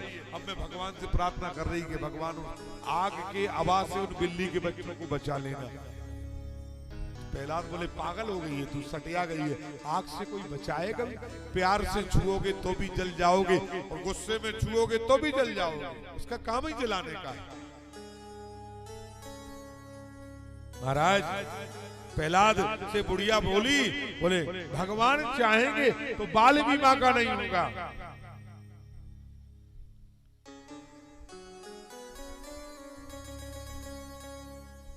बाल नवा का होगा उसका, बाल नवा का होगा उसका, रक्षक कृपा निधान, मारने वाला है भगवान, बचाने वाला है भगवान।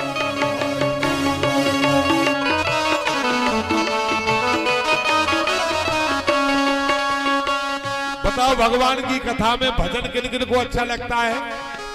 हाथ उठाओ जरा। झूठी बात, आप लोग झूठ कह रहे हैं कि आपको अच्छा लगता है। अच्छा लगता होता तो भजन का सम्मान करने के लिए एक फेरी तो ही खाते। 4 दिन है आज, चौथा तीसरा दिन है, एक माता बहन ने एक फेरी तक नहीं खाई उठ के, वो आप कह रहे हैं कि हमें अच्छा लगता है। देखते हैं कि इस भजन का सम्मान कौन रखता है, कौन भाग्यशाली वो माँ है, कौन वो बहन है। मारने वाला है भगवान, बचाने वाला है भगवान, मारने वाला है भगवान, बचाने वाला है भगवान।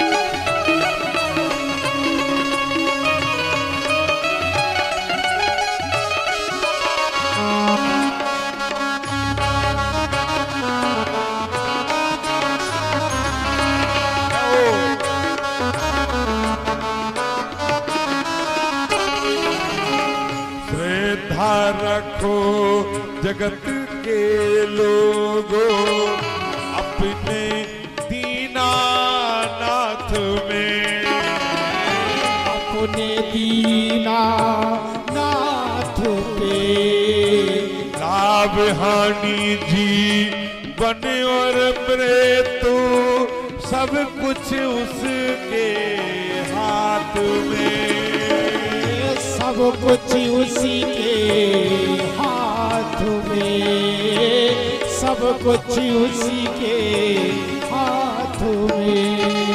बाल नबा का होता उसका, नबा का होता उसका, रक्षक भगवान, मारने वाला है भगवान, मारने वाला है भगवान, बचाने वाला है भगवान, मारने वाला है भगवान, बचाने वाला है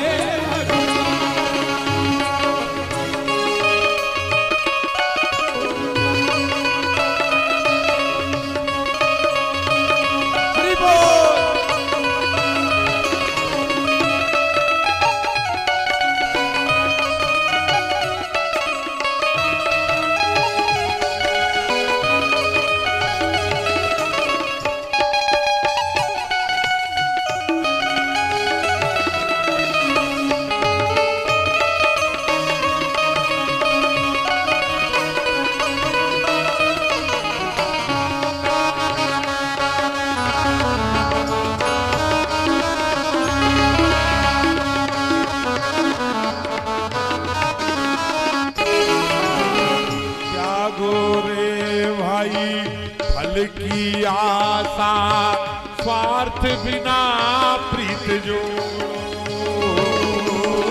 स्वार्थ बिना प्रीत जो, स्वार्थ बिना प्रीत जो। कल क्या होगा इसकी चिंता जगत पिता पर छोड़ो, कल क्या होगा इसकी चिंता जगत पिता पे छोड़ो। क्या होनी है क्या अनहोनी है क्या अनहोनी, क्या होनी है क्या अनहोनी, उसको सबका ज्ञान। मारने वाला है भगवान, मारने वाला है भगवान, मारने वाला है भगवान, बचाने वाला है भगवान, मारने वाला है भगवान, बचाने वाला है भगवान।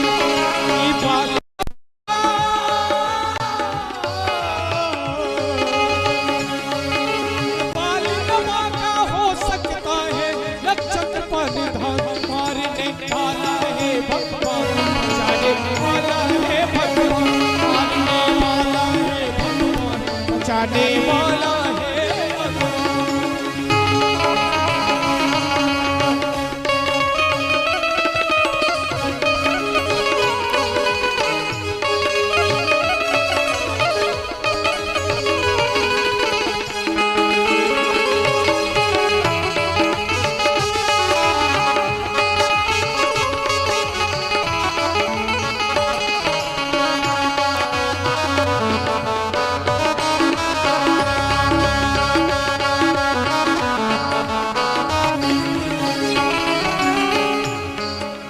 जल थल अग्नि आकाश पवन पर केवल उसकी सत्ता, केवल उसकी सत्ता, हाँ केवल उसकी सत्ता।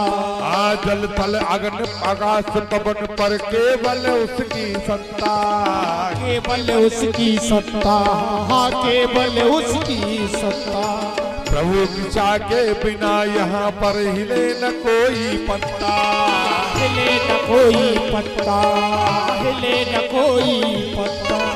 उसी का सोचा यहाँ है होता, उसी का सोचा यहाँ ही होता, उसी का सोचा यहाँ है होता, उसकी शक्ति महान। मारने वाला है भगवान, मारने वाला है भगवान, मारने वाला है भगवान, बचाने वाला है भगवान। मारने वाला है भगवान, जाने वाला है भगवान, मारने वाला है भगवान, बचाने वाला है भगवान, मारने वाला है भगवान, बचाने वाला है भगवान।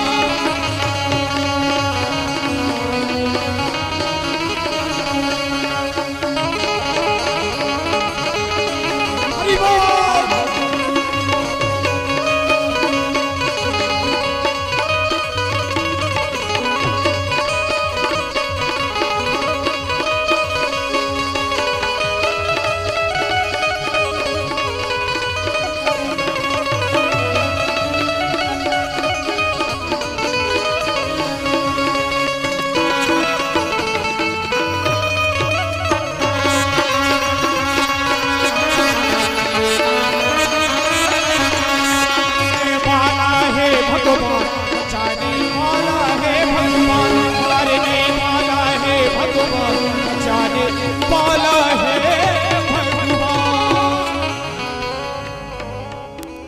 रात भर पहरा संगीन रहा। सवेरे जब अबा खोल करके देखा गया तो सारे बर्तन पक गए थे, लाल थे। एक बर्तन बीच में रखा कच्चा था, उल्टा किया तो बच्चे म्याऊं म्याऊं की आवाज करते हुए निकल गए। ये सब माजरा अपनी आंखों से महाराज प्रहलाद ने देखा। प्रहलाद भी भगवान की शक्ति को देख करके भगवान का कीर्तन करने लगे। एक दिन जल में फिकवाया, जल से नहीं मरवा पाया प्रहलाद को। एक दिन सांप से डसवाया, फिर भी प्रहलाद नहीं मरे। जहर के लड्डू खिलाए गए, फिर भी प्रहलाद को असर नहीं हुआ, भगवान ने बचा लिया। ऊपर से खाइयों में फिकवाया, फिर भी प्रहलाद जी को भगवान ने बचा लिया। एक दिन खम्भे को लाल कराया, लोहे का खम्भा था राजसभा में, उसे लाल कराया। प्रहलाद डरे, छोटे बालक थे। भगवान ने अपनी कृपा उस खम्भे में दिखाई। चींटियां यहाँ से चढ़ रही थी, वहां से उतर रही थी, चढ़ रही थी, उतर रही थी। प्रहलाद ने कहा इतनी छोटी चींटियों को जब आग नहीं लग रही तो मेरा शरीर तो बहुत बड़ा है। हिरण्यकश्यप बोला, बोले मूर्ख, कहाँ है तेरा भगवान? बुला, मैं भी देखूं तेरे भगवान को। पिताजी, जल थल अगनि आकाश अनल पर केवल उसकी सत्ता, केवल उसकी सत्ता। प्रभु इच्छा के बिना यहाँ पर हिल न सके एक पत्ता, उसी का सोचा यहाँ है होता, उसकी शक्ति महान। मारने वाला है भगवान, बचाने वाला है भगवान। कहाँ नहीं है मेरे भगवान? इस खम्भे में भी तेरे भगवान है। हाँ, लेके गदा हिरण्यकश्यप ने उस खम्भे में मारी, भगवान उस खम्भे को फाड़ करके निकल पड़े। बोल नरसिंह भगवान की।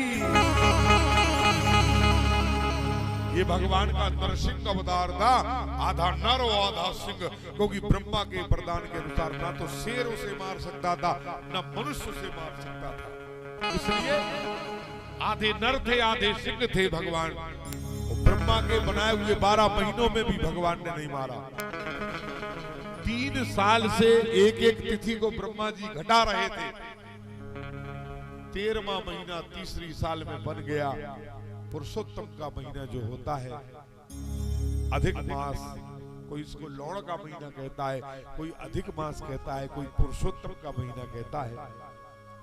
इसी में हिरण्यकश्यप को भगवान नरसिंह ने मारा।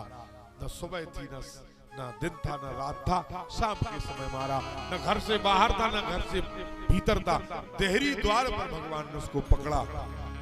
न ऊपर था, न नीचे था, गोदी में लिटाया, न शस्त्र से, न अस्त्र से। बड़े बड़े नाखून थे भगवान के, उन्हीं को पेट में डाल करके पेट को फाड़ दिया।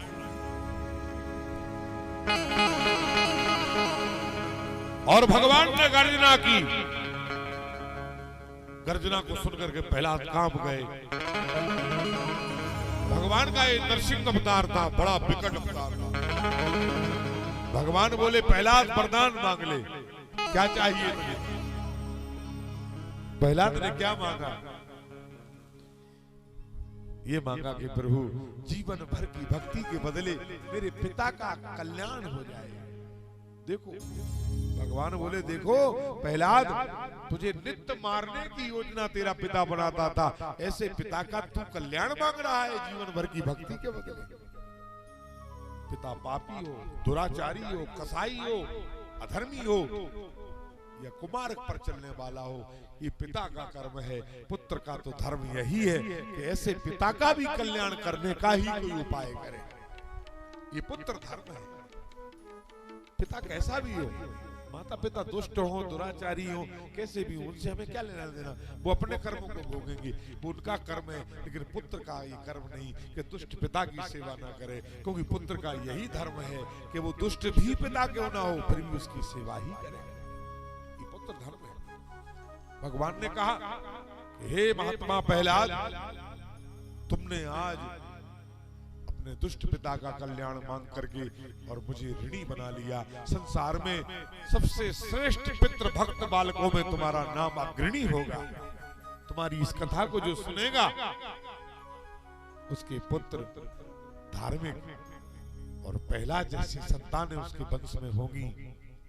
और जो सुंदर इतिहास को, चरित्र को सुनेगा, उसके यहाँ कभी धन धान्य की कमी नहीं होगी, समृद्धि होगी। आज भगवान का शर्करा दिवास, शक्कर में वास कराया गया था सवेरे, और घृतादि वास हुआ है, शाम को घी का वास कराया गया है आज। क्योंकि मूर्तियों के प्रतिष्ठा करने के पहले वास कराए जाते हैं। कल सवेरे पुष्पादि वास, धूपादि वास और सुगंधादि वास होगा। कल 4 वास होना है भगवान के।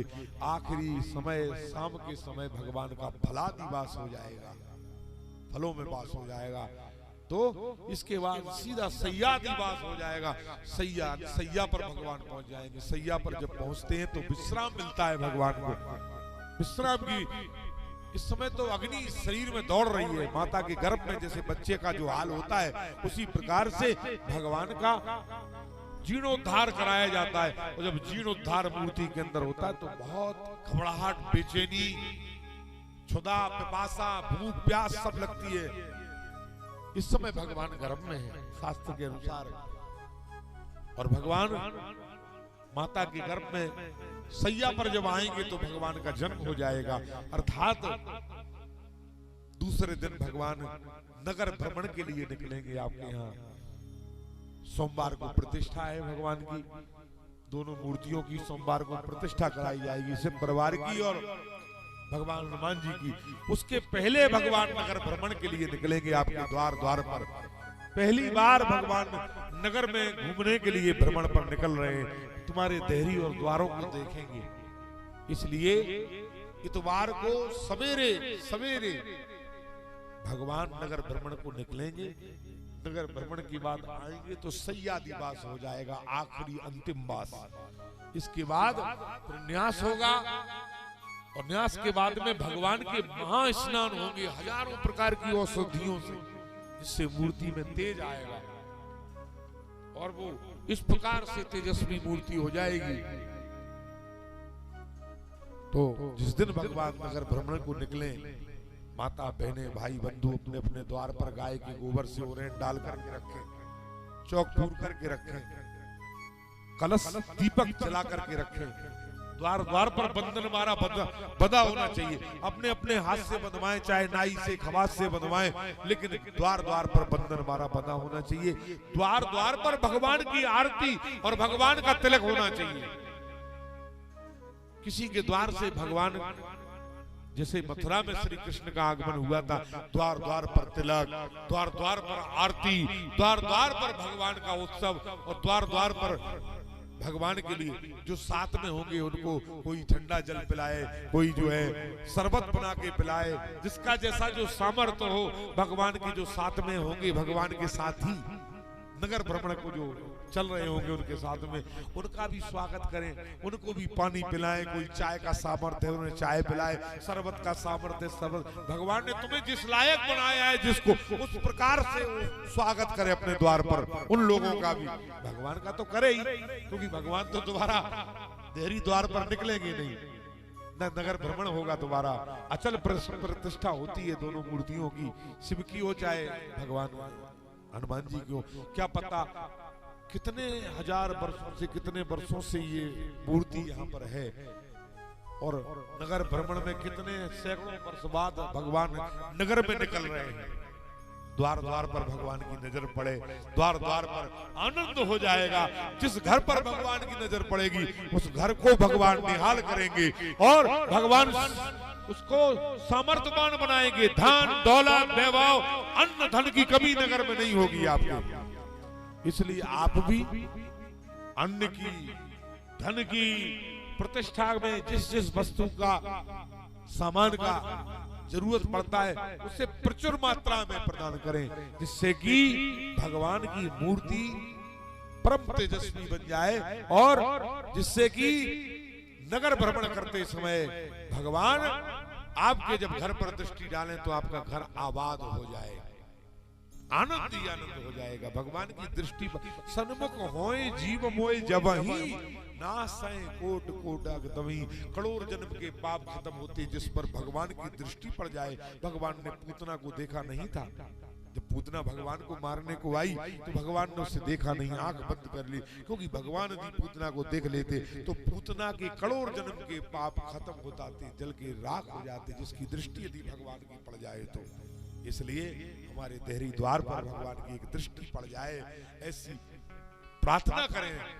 पैर भड़भड़ करके, लेट लेट करके भगवान को साष्टांग दंडवत करें अपने द्वार पर। बाल बच्चे सभी आरती करें, टीका लगाएं, भगवान का स्वागत करें जिस दिन भगवान नगर भ्रमण को निकले, क्योंकि जिनकी एक दृष्टि पड़ते ही तुम्हारा सब कुछ बदल जाएगा। जिसके द्वार पर, मुझे नहीं पता किस पर दृष्टि भगवान करेंगे, ये नहीं बता सकता, क्योंकि जिस पर भगवान करेंगे वो भगवान, क्योंकि भगवान मजबूर नहीं है। न बात है कि मैं कहूंगा कि इसके घर पर दृष्टि कर दो तो वो मेरे कहने से कर देंगे। ये आपके भाव पे, आपके प्रेम पे निर्भर करेगा किस घर को भगवान देखेंगे।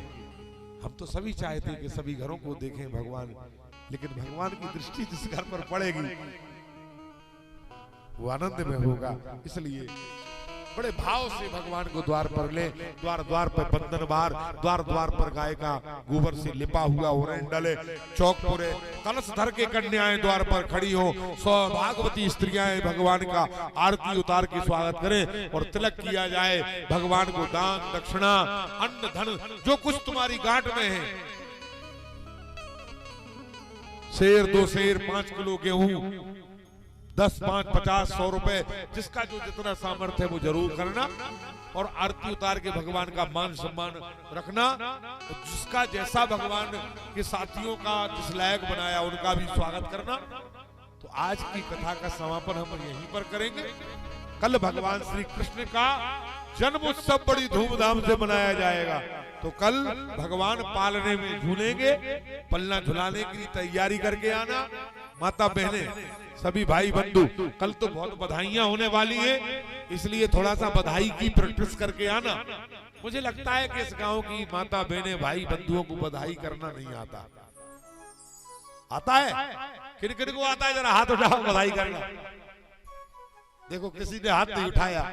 अरे कंजूस लोगों, वाह, तुम तो जरूर करोगे निशांत बाबू, तुम जरूर बधाई करोगे, क्योंकि तुम तो 3 दिन से कर रहे हो, पता नहीं कितने दिनों से महीनों से बधाई कर रहे हो।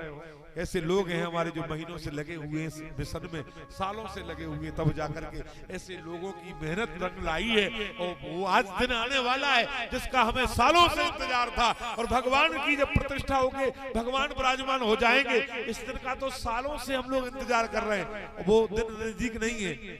शुक्रवार शनिवार रविवार 3 दिन बीच में है, चौथे दिन तो प्रतिष्ठा ही हो जाएगी। इसलिए बड़ा मेहनत किया है लोगों ने, उनको मैं धन्यवाद देता हूं। हमारे मंत्री जी, हमारे राजा साहब, हमारे निशांत भैया जैसे कर्मचारी जो यहाँ पर 20-25 लोग रहते हैं, और गांव के वो हर एक आदमी को मेरा धन्यवाद है जिन्होंने अथक प्रयास करके मेहनत करके इस इतने बड़े मंदिर को बना करके तैयार किया। और आप लोगों की मेहनत रंग लाई है और भगवान की प्रतिष्ठा हो रही है। इस गांव के सभी लोगों के लिए और इस गांव के प्रधान सरपंच के लिए भी मैं बहुत बहुत आशीर्वाद साधुवाद देता हूं। मंच से एक बार ताली बजा करके आशीर्वाद दें उन्हें कि जिनके राज्यकाल में ये मंदिर की प्रतिष्ठा होने जा रही है। ऐसा भी सरपंच होना बड़ा दुर्लभ है भाई। गांव का मुखिया भी, मुखिया मुख सो चाहिए, खान पान सो एक, ऐसा मुखिया चाहिए धर्म में जो आगे रहे आप लोगों के साथ। और मैं देख रहा हूं कि आपके सरपंच ऐसे हैं कि जो धर्म में आगे हैं, आपके साथ में खड़े हैं, कंधे से कंधा मिला करके खड़े हैं। तो ऐसे लोगों को आशीर्वाद देते रहिए, ऐसे लोगों के लिए आशीर्वाद हमेशा देते रहिए और उन पर आशीर्वाद बनाए रखिए, क्योंकि ऐसे लोग गांव के जब प्रधान बने रहेंगे तो आपके गांव में ऐसे काम होते रहेंगे। और मैं तो ये दुआ करूंगा, अब की बार प्रतिष्ठा हुई, अगले बार अगली पंचवर्षीय में यदि आपने सरपंच बनाया तो यज्ञ हो, बहुत विशाल यज्ञ हो इस प्रांगण में। मैं तो ऐसी कामना करूंगा, इस बार की पंचवर्षीय में ये प्रतिष्ठा हुई, अगली पंचवर्षीय में तो यज्ञ कर दीजिएगा। करेंगे ना आप लोग? यज्ञ करेंगे तो फिर जो है ऐसा ही आनंद बनाए रखिए, तो यज्ञ भी हो जाएगा और सब हो जाएगा। तो एक बधाई हमारे राजा साहब गाएंगे, जिन्हें बधाई करना है माता बहने, थोड़ा सा आज रियाज हो जाए बधाई का, कल फिर होना ही होना है। और इसके बाद आरती होगी।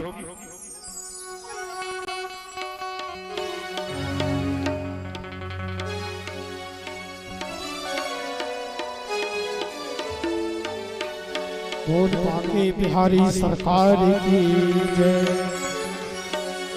कि मुझे राशि आ गया है, कि मुझे राशि आ गया है, तेरे दर पे सर झुकाना। सभी लोग दोनों हाथ उठाकर ताली बजाते हुए बोले कि मुझे मिल गया पुजारी, मुझे मिल गया ठिकाना।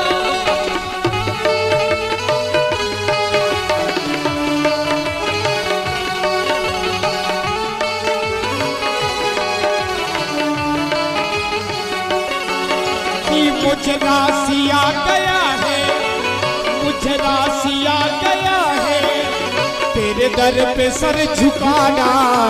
मुझे राशि आ गया है, तेरे दर पे सर झुकाना।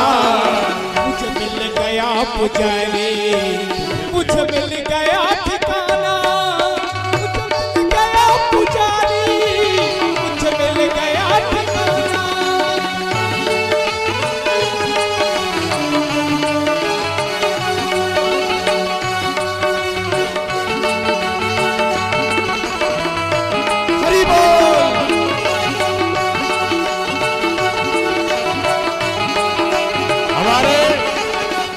हमारे माननीय राजा साहब श्री बब्बू राजा जी यहाँ ऊपर आएंगे और यहाँ आकर के थोड़ा सा एक बार फेरी लगाए, बस एक फेरी खा जाए राजा साहब ऊपर आके हमारे।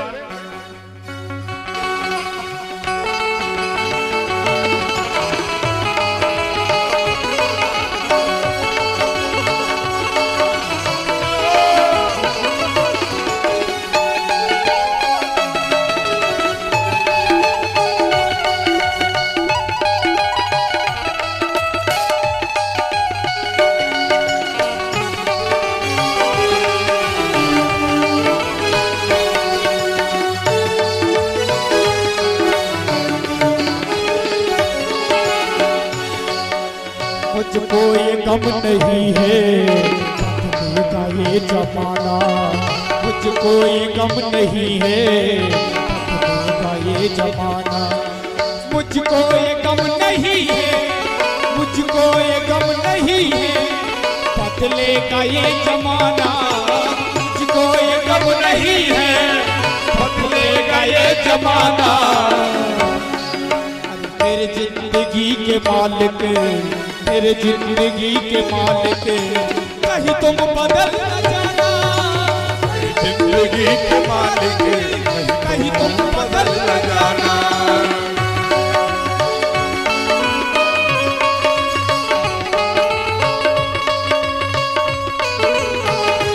हरि बोल।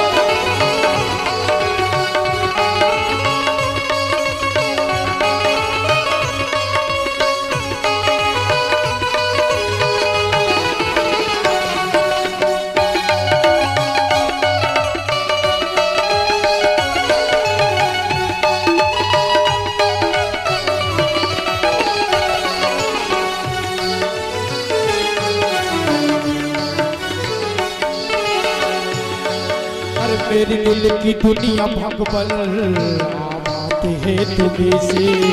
मेरी दिल की दुनिया भगवान आते हैं तुम्हें से।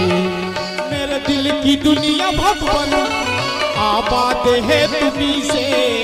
मेरे दिल की दुनिया भगवान आबाद है तुम्हीं से। आबादगी को मेरी, आबादगी को मेरी ना साथ ना बनाना।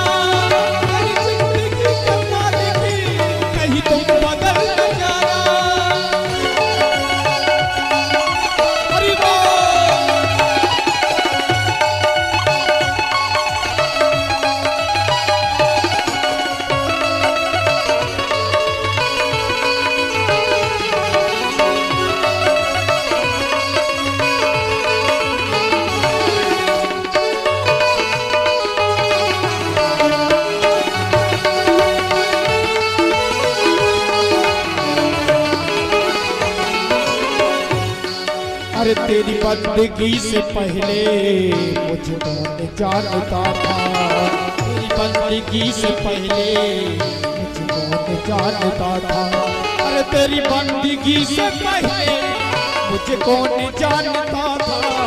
तेरी बंदगी से पहले मुझे कौन जानता था। अरे तेरी भक्ति ने बना दी, तेरी भक्ति ने बना दी, तेरी भक्ति ने बना दी मेरी जिंदगी दीवाना।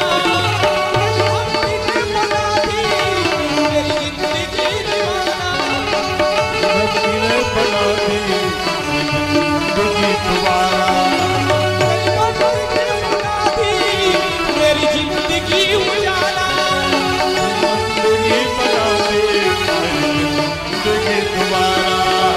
मुझे राशि आ गया है, मुझे रास आ गया है, मुझे राशि आ गया है, मुझे राशि आ गया है। तेरे दर पे सर झुकाना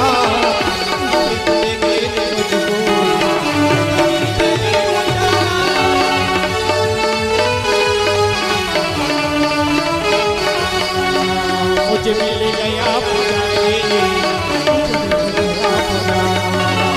मुझे मिल गया पुजारी, मुझे मिल गया ठिकाना, मुझे मिल गया पुजारी, मुझे मिल गया ठिकाना, मुझे मिल गया ठिकाना, मुझे मिल गया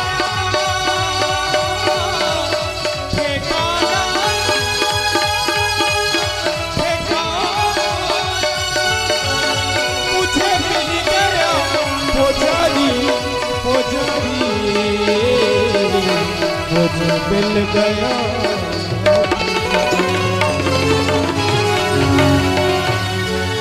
बोल बांके बिहारी सरकार की।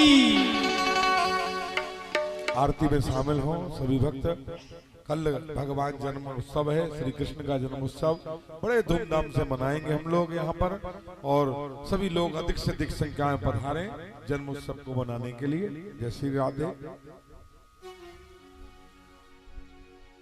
और जो लोग आरती किया करें वो आरती को जब तक जल से नीरांजन नहीं हो जाता है, जब तक जो है आरती को लेना नहीं चाहिए, ग्रहण नहीं करना चाहिए, क्योंकि पहले देव को आरती दिखाई जाती है, इसके बाद हमें लेने का अधिकार है। तो आरती पर हाथ नहीं घुमाना है, फेरी नहीं खाना है आरती में, जब तक कि आरती पूरी ना हो जाए।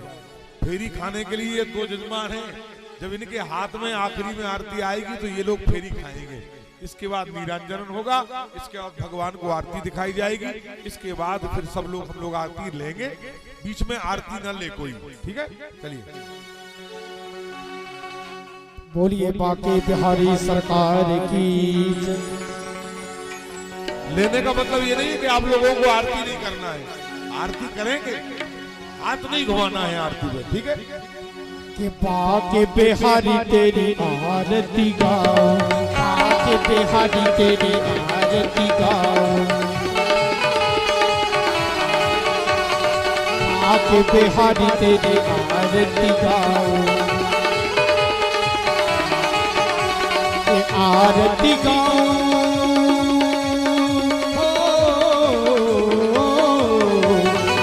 आरती गाओ प्यारे तुमको मनाओ, बांके बिहारी तेरी आरती गाओ, बिहारी तेरी आरती गाओ।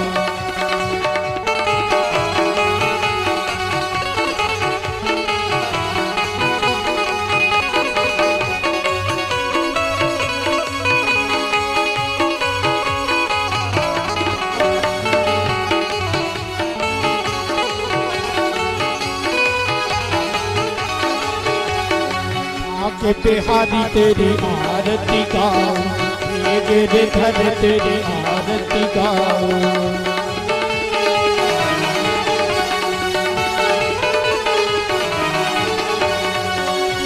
कि मोर मुकुट तेरे सी प्यारी मुरलिया मेरा मन मोहे, प्यारी मुरलिया मेरा मन मोहे,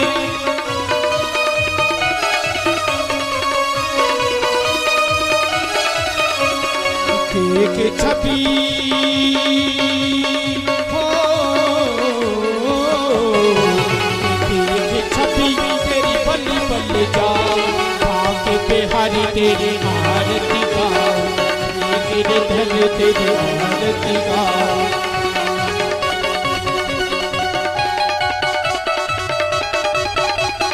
हरि बोल।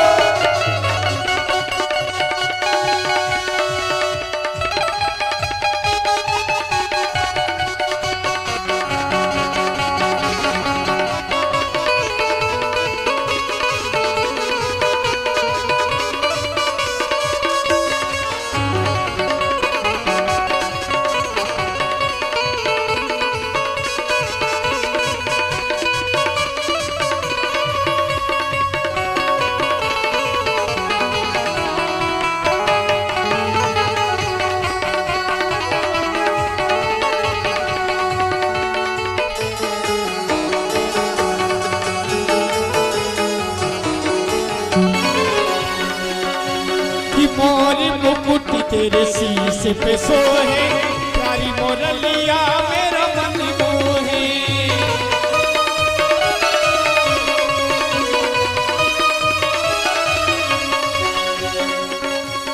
देख छवि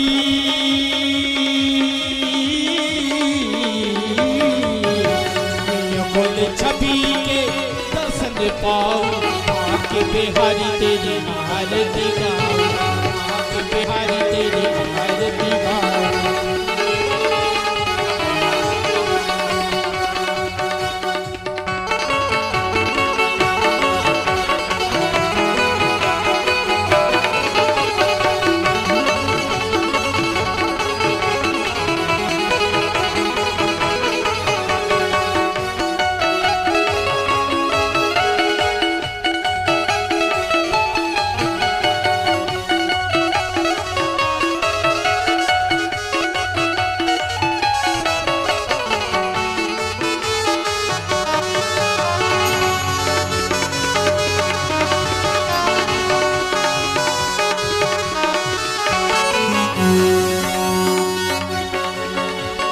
श्री हरिदास के प्यारे तुम हो, श्री हरिदास के प्यारे तुम हो, मेरे मोहन जीवन धनी हो, मेरे मोहन जीवन धनी हो।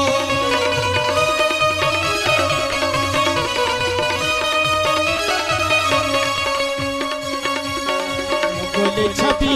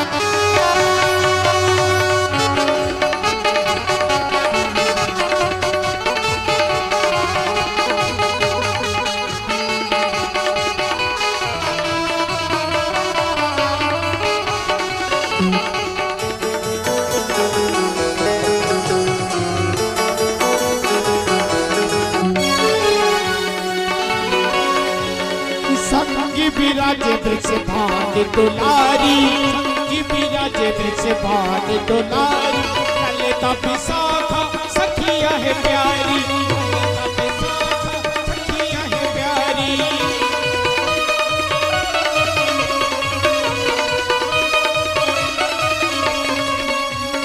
दास सदा